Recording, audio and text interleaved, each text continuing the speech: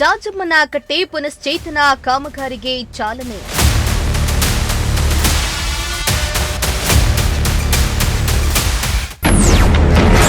ಧರ್ಮಸ್ಥಳ ಗ್ರಾಮಾಭಿವೃದ್ಧಿ ಯೋಜನೆಯಿಂದ ಪುನಶ್ಚೇತನ.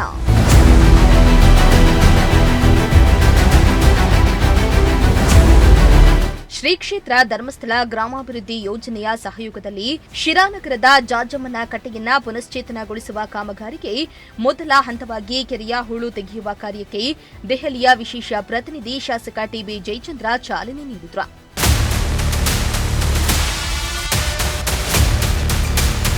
ಇನ್ನು ಈ ವೇಳೆ ಮಾತನಾಡಿದ ಶಾಸಕ ಟಿಬಿ ಜಯಚಂದ್ರ ಅವರು, ಧರ್ಮಸ್ಥಳ ಸಂಸ್ಥೆಯ ಸೇವಾ ಕಾರ್ಯಗಳು ಯಾವುದೇ ಸರ್ಕಾರಗಳಿಂದಲೂ ಮಾಡಲಾಗದಂತಹ ಮಹತ್ತರ ಕಾರ್ಯಗಳಾಗಿವೆ. ವೀರೇಂದ್ರ ಹೆಗಡೆ ಅವರು ಶಿರಾಗೆ ಬಂದ ಮೇಲೆ ಅನೇಕ ಚಟುವಟಿಕೆಗಳಲ್ಲಿ ಭಾಗವಹಿಸಿ ಪ್ರೋತ್ಸಾಹ ನೀಡುತ್ತಿದ್ದಾರೆ. 19 ಲಕ್ಷ ರೂಪಾಯಿ ವೆಚ್ಚದಲ್ಲಿ ಶಿರಾ ನಗರದ ಜಾಜಮ್ಮನಕಟ್ಟೆಯನ್ನ ಪುನಶ್ಚೇತನಗೊಳಿಸುವ ಕಾರ್ಯ ಮಾಡ್ತಾ ಇರುವುದು ಶ್ಲಾಘನೀಯ. ಇನ್ನು ಆದಷ್ಟು ಆಳಕ್ಕೆ ಕೆರೆಯನ್ನ ಕ್ಲೀನ್ ಮಾಡಿ, ಇಷ್ಟೇ ಹಣಕ್ಕೆ ಸೀಮಿತವಾಗಬೇಡಿ, ಹೆಚ್ಚಿನ ಹಣ ಬೇಕಾದ್ರೆ ನಾನು ನೀಡ್ತೇನೆ, ಯಾಕಂದ್ರೆ ಪದೇ ಪದೇ ಕೆರೆಯನ್ನ ಕ್ಲೀನ್ ಮಾಡಿಸೋಕ್ಕಾಗಲ್ಲ ಎಂದಿದ್ದಾರೆ. ಪ್ರಪ್ರಥಮವಾಗಿ ಧರ್ಮಸ್ಥಳದ ಧರ್ಮಾಧಿಕಾರಿಗಳು, ಗೌರವಾನ್ವಿತರು, ಹಿರಿಯರಾಗಿರ್ತಕ್ಕಂಥ ವೀರೇಂದ್ರ ಹೆಗ್ಗಡೆ ಅವರಿಗೆ ನನ್ನ ಪ್ರಣಾಮಗಳನ್ನು ಅರ್ಪಿಸೋದಕ್ಕೆ ಇಚ್ಛೆಪಡ್ತೇನೆ. ಬಹುಶಃ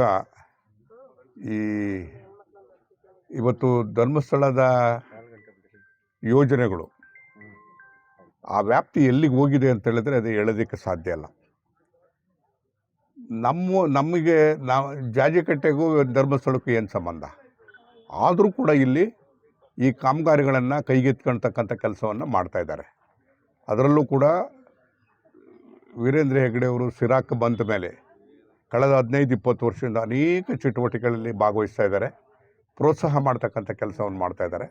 ಅದೇ ರೀತಿಯಾಗಿ ಅವರು ಮನವಿ ಮಾಡಿದ ತಕ್ಷಣವೇ ಸಿರಾಕ್ಕೆ ಆದ್ಯತೆ ಕಾರ್ಯಕ್ರಮವಾಗಿ ಮಾಡಿದ್ದಾರೆ. ಸುಮಾರು 19 ಲಕ್ಷ ಇದರಲ್ಲಿ ಜಾಜಿಕಟ್ಟೆ ನೀರನ್ನು, ಕೊಳಚೆ ನೀರನ್ನು ಹೊರಗಡೆಗೆ ಕಳಿಸೋದಕ್ಕೆ ಒಂದು ದಾರಿಯನ್ನು ಮಾಡಿದ್ದಾರೆ.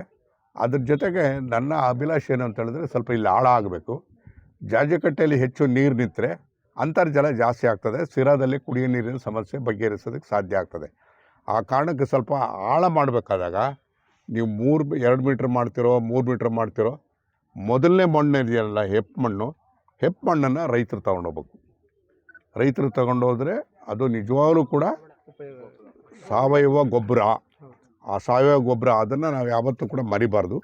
ಅದನ್ನು ತಗೊಂಡೋಗೋದ್ರ ಜೊತೆಗೆ ಅದಕ್ಕೆ ಗಟ್ಟಿ ಸಿಗುತ್ತಲ್ಲ, ಅಲ್ಲಿ ಸ್ವಲ್ಪ 2 ಮೀಟ್ರ್ 1 ಮೀಟ್ರ್ ತಗೊಂಡು ಸ್ವಲ್ಪ ನೀರು ನಿಲ್ಲಂಗೆ ಮಾಡಿಕೊಡ್ಬೇಕು.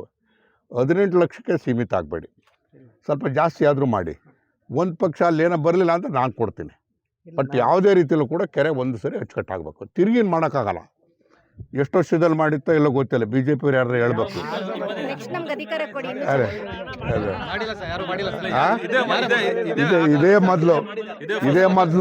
ಇದೇ ಕೊನೆ ಆಗಬೇಕು. ಇದೇ ಕೊನೆ ಆಗಬೇಕು. ಒಂದು ಸರಿ ಮಾಡಿ. ದುಡ್ಡು ಹೆಚ್ಚು ಕಡಿಮೆ ಆದರೂ ಯೋಚನೆ ಮಾಡಬೇಡ. ದುಡ್ಡಿಗೇನು ಯೋಚನೆ ಇಲ್ಲ. ಮಂಜುನಾಥ್ ಪಕ್ಕದಾಗಿದ್ದಾರೆ, ರಂಗಸ್ವಾಮಿ ಇದ್ದಾರೆ, ದುಡ್ಡಿಗೇನು ಯೋಚನೆ ಇಲ್ಲ. ಬಟ್ ಏನೇ ಆದರೂ ಕೂಡ ಒಳ್ಳೆ ಕೆಲಸ ಆಗಬೇಕು, ಜನ ಮೆಚ್ಚುವಂಥ ರೀತಿಯಲ್ಲಿರಬೇಕು. ಯಾಕಂದರೆ ಊರ ಮಧ್ಯದಲ್ಲಿ ಬರೋದು ಇದು ಒಂದೇ ಕೆರೆ. ಇಲ್ಲಿ ನಾನು ಯಾಕೆ ಧರ್ಮಸ್ಥಳದ್ದು ಅಂತ ಹೇಳಿದ್ರೆ, ಬೆಳಗ್ಗೆ ಎದ್ದ ತಕ್ಷಣ ಜನ ವೀರೇಂದ್ರ ಹೆಗ್ಗಡೆ ಅವ್ರನ್ನ ನೆನೆಸುವಂಥ ರೀತಿಯಲ್ಲಿ ಆಗಬೇಕು. ಎಲ್ಲೋ ದೂರದಲ್ಲಿ ಮಾಡಿದರೆ ಯಾರಿಗೂ ಕಣ್ಣಿಗೆ ಕಾಣಲ್ಲ, ಇದು ಕಣ್ಣಿಗೆ ಕಾಣ್ತದೆ. ಸೊ ಹಾಗಾಗಿ ನಿಮಗೂ ಒಳ್ಳೆ ಹೆಸರು ಬರ್ತದೆ, ಮತ್ತು ನಿಮ್ಮ ಸಂಸ್ಥೆ ಬಗ್ಗೆ ಕೂಡ ಹೆಚ್ಚು ಗೌರವ ಬರ್ತದೆ.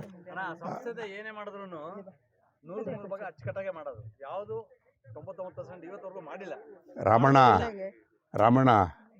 ನಾನು ಕಾಯ ವಾಚ ಮನಸ ಆ ಸಂಸ್ಥೆ ಜೊತೆಗೆ ನಿಂತು ನಾನು ಸುಮಾರು 50-60 ವರ್ಷ ಆಯಿತು. 50-60 ವರ್ಷ. ಎಲ್ಲರೂ ಕೂಡ ಇವತ್ತು ಧರ್ಮ ಉಳಿತಾ ಇದೆ, ಅದಕ್ಕೆ ಪ್ರಯತ್ನ ಪಡ್ತಿದ್ದಾರೆ, ಬಡವ್ರ ಬಗ್ಗೆ ಕಳಕಳಿಯನ್ನು ಮಾಡ್ತಾಯಿದ್ದಾರೆ ಅಂತಂದರೆ ನಾನು ನೋಡಿರೋದು ಇಬ್ಬರೇ. ಒಂದು ಧರ್ಮಸ್ಥಳದ ವೀರೇಂದ್ರ ಹೆಗ್ಗಡೆ ಅವರು, ಇನ್ನೊಬ್ಬರು ಸಾಯಿಬಾಬಾ ಅವರ ಮುದ್ದೇನಹಳ್ಳಿ ಸಾಯಿಬಾಬಾ ಅವರು, ಮಧುಸೂದನ್ ಸಾಯರವರು. ಯಾರು ಜನಪರವಾಗಿರ್ತಕ್ಕಂಥ ಕಾರ್ಯಕ್ರಮಗಳನ್ನ ಮಾಡ್ತಾರೆ ಅವರೇ ನಮಗೆ ದೇವರು. ನಮಗೆ ನಿಜವಾದ ದೇವರು ಎಲ್ಲೂ ಅಂತಂದರೆ ಅವರೇ. ಮನುಷ್ಯರ ರೂಪದಲ್ಲಿ ಕೆಲಸ ಮಾಡ್ತಾ ಇರ್ತಕ್ಕಂಥವ್ರು, ಸೇವೆ ಮಾಡ್ತಕ್ಕಂಥವ್ರನ್ನ, ಅಂದರೆ ಜನರ ಋಣ ತೀರಿಸೋವಂಥ ಕೆಲಸವನ್ನು ಮಾಡ್ತಾ ಇರ್ತಕ್ಕಂಥವ್ರು. ಅವರೇ ನಿಜವಾದಂಥ ನಮಗೆ ದೇವರು, ಅವರೇ ನಮಗೆ ಮಾರ್ಗದರ್ಶಕರು.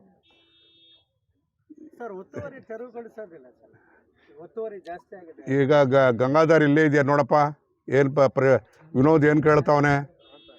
ಈಗ ನೀನು ಒಂದು ಅಲ್ಲಪ್ಪ, ನೀನು ಕತೆಗಳು ಬೇಡ. ಟ್ಯಾಂಕ್ ಅಥಾರಿಟಿ ಅಂತಕ್ಕಂಥದ್ದನ್ನು ನಾನೇ ಲಾ ಮಿನಿಸ್ಟರ್ ತಂದಿದ್ದು, ನಾನೇ ಮೈನರ್ ಇರಿಗೇಷನ್ ಮಿನಿಸ್ಟರ್ ಆಗಿದ್ದ ತಂದಿದ್ದು. ಅದು ಪಂಚಾಯತಿಗೆ ಬರಲಿ, ಮುನ್ಸಿಪಾಲ್ಟಿಗೆ ಬರಲಿ, ಇದು ಟ್ಯಾಂಕ್ ಅಥಾರಿಟಿ ಯಾರಿಗೆ ಬರ್ತಿದ್ದು? ಯಾರೂ ಅಲ್ಲ, ಟ್ಯಾಂಕ್ ಅಥಾರಿಟಿ ಬರ್ತದೆ, ನಿನಗೆ ಬರ್ತದೆ. ಅದು ನಿನ್ನ ವ್ಯಾಪ್ತಿ ಏನು ಅಂತ ತಿಳ್ಕೋಬೇಕು. ಈಗ ನೀನು ಅದು ಇದಲ್ಲ, ಟ್ಯಾಂಕ್ ಅಥಾರಿಟಿ ಅಂತ ಮಾಡಿದ್ರೆ ಎಲ್ಲ ಕೆರೆಗಳು ಒಂದೇ, ನಿನ್ನ ಅಧೀನದಲ್ಲಿ ಬರ್ತದೆ. ನೀನು ಮಣ್ಣು ತೆಗ್ಸೋದ್ರ ಬಗ್ಗೆ ನೀನು ಆಸಕ್ತಿ ವಹಿಸಬೇಕು. ಆಮೇಲೆ ನಾನು ನೆನ್ನೆ ದಿವಸ DC ಅವ್ರಿಗೂ ಹೇಳಿದ್ದೀನಿ, ರೈಲ್ವೇದು 35 ಕೆರೆಗಳು, 35 ಕೆರೆಗಳಲ್ಲಿ ಮಣ್ಣು ತೆಗಿಬೇಕು. ಆ ಮಣ್ಣನ್ನು ಕೊಟ್ಟರೆ ಅದು ರೈಲ್ವೆ ಕೆಲಸ ಚೆನ್ನಾಗಿ ನಡೀತದೆ. ಇಲ್ಲಿವರೆಗಾಗಿ ಅವ್ರು ಅಲಿತಾ ಇದ್ದಾರೆ ಕಾಂಟ್ರಾಕ್ಟ್ಗಳು, ಎಲ್ಲೂ ಮಣ್ಣು ಸಿಗ್ತಾಯಿಲ್ಲ. ಯಾರೊಬ್ಬರು ಸಹಿತ ತೊಂದರೆ ಕೊಡಕೂಡ್ದು. 35 ಕೆರೆನೂ ಕೂಡ ಮಣ್ಣು ಕೊಡಿ, ಅದು ರಾಯಲ್ಟಿ ಕೊಡಬೇಕಾ ಬಿಡಬೇಕಾ ಅಂತೇಳಿ ಕೇಂದ್ರ ಸರ್ಕಾರದ ಜೊತೆಯಲ್ಲೂ ನಾವು ಮಾತಾಡ್ತೀವಿ. ನಾಳೆಲ್ಲ ನಾಡಿದ್ದು 17ನೇ ತಾರೀಕು ಇವತ್ತು ಕೇಂದ್ರದ ಸಚಿವರ ಜೊತೆ ನೀರಾವರಿ ಬಗ್ಗೆ ಇದೆ. ನಾನು ಕೂಡ ದೆಹಲಿಗೆ ಹೋಗ್ತಾ ಇದ್ದೀನಿ. ಈ ವಿಚಾರವನ್ನು ಪ್ರಸ್ತಾಪ. ಇನ್ನು ಈ ವೇಳೆ ನಗರಾಭಿವೃದ್ಧಿ ಪ್ರಾಧಿಕಾರದ ಅಧ್ಯಕ್ಷ PR ಮಂಜುನಾಥ, ಧರ್ಮಸ್ಥಳ ಗ್ರಾಮಾಭಿವೃದ್ಧಿ ಯೋಜನೆಯ ಪ್ರವೀಣ್, ಸದಾಶಿವಗೌಡ, ನಗರಸಭೆ ಪೌರಾಯುಕ್ತ ರುದ್ರೇಶ, ನಗರಾಭಿವೃದ್ಧಿ ಪ್ರಾಧಿಕಾರದ ಆಯುಕ್ತ ರಂಗಸ್ವಾಮಿಯಾವ್, ನಗರಸಭೆ ಸದಸ್ಯರು ಸೇರಿದಂತೆ ಜಾಜಮ್ಮನಕಟ್ಟೆ ಅಭಿವೃದ್ಧಿ ಸಮಿತಿ ಸದಸ್ಯರು ಹಾಜರಿದ್ದರು.